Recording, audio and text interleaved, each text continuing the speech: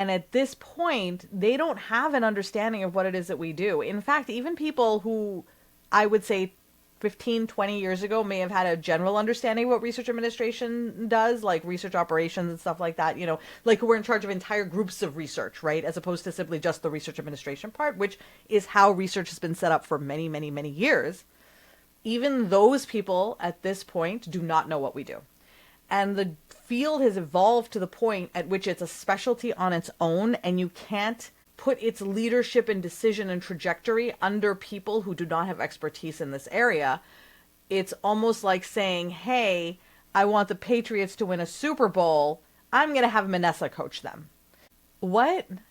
Like, I'm really, really, really good at research administration. Like, really good at it. And I can coach in research administration. But I can't coach a football team.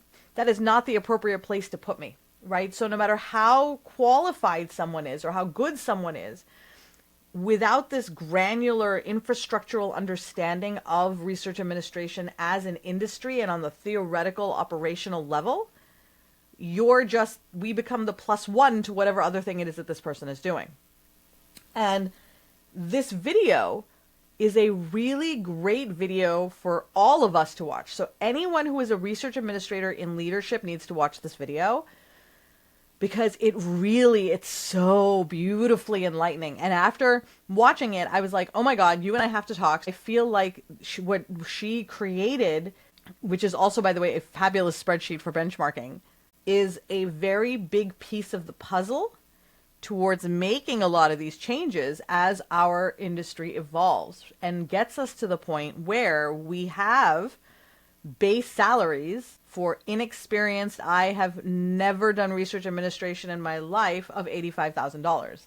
And I will say this forever, right? Well, until COLA increases, and then I'm just going to make that number higher.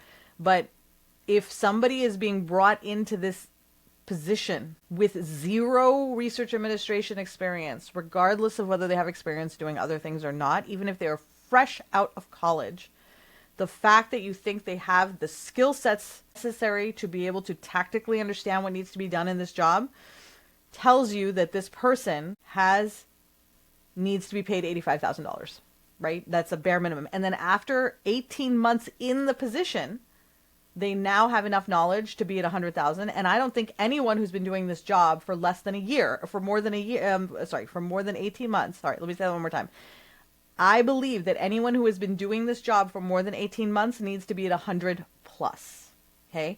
That is the level at which this job actually operates. It doesn't matter what you're putting in the job descriptions. It really doesn't. You can put in job descriptions, transfers expenses, fills out spreadsheets, does applications. Great. That's what you put in the spreadsheet.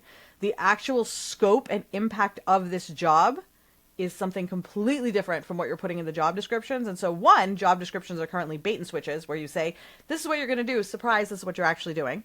And then two is that they are very, very, very high level analysis of the job that are so high level as to be useless. So for example, I'm going to say that a surgeon cuts things up and sews them back together.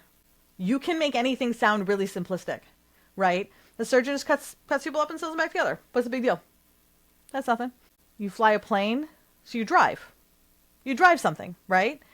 And I can make a job sound like it doesn't really do anything. And our job descriptions are written to be very tactically high.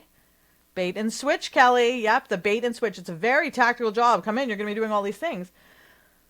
Then the person comes in and the expectations of what is required is so far beyond that we have people who are panicking and leaving. They're like, I don't want to do this.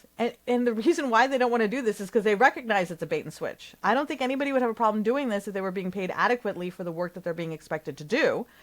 But HR needs to get on this stick. Leadership needs to get on this stick. So many people need to get on the stick.